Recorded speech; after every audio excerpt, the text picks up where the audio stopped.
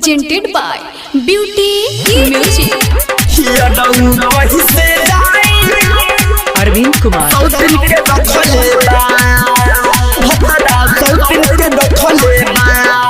जब रहनी नदाना तो ही कोइला बदाना में सोया शादी करके छोड़ ले बा।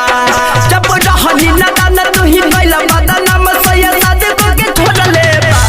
यादव कहीं से जाए ससुर भत्ता सौ दिन के रख ले बा। यादव कहीं से जाए ससुर भत्ता सौ दिन के रख ले बा। यादव कहीं से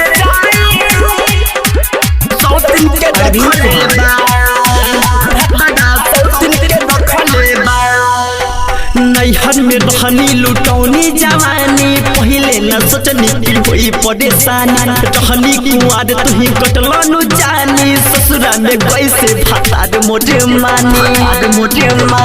नैहर में रहनी लुटौनी जवानी पहले न सोचनी की होई परेशानी। रहनी कुआर तुही कटलनु जानी ससुरा में कैसे भातार मोटा मानी। जवन दिले रोला बाली और उठावा के लाली लिया देखिए कि मरले बा। यादव कैसे जाई ससुर भत्ता सौ दिन के रखले बा।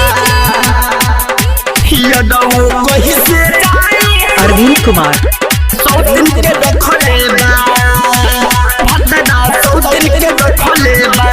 दोना करा के जब सैया ले गईले है सुना यादव गाड़ी ने सजिया पसुते गनी तो कहले फांसी लगाएम तोरा शादी में। बुझली बड़ी तोरा शादी में कौना करा के जब सैया ले गईले है सुना यादव गाड़ी में सजिया पसुते गनी तो कहले फांसी लगाएम तोरा शादी में। राइटर मुन्ना माई कल कइले रही होली चल दिन झूला मोड़ फरले बा।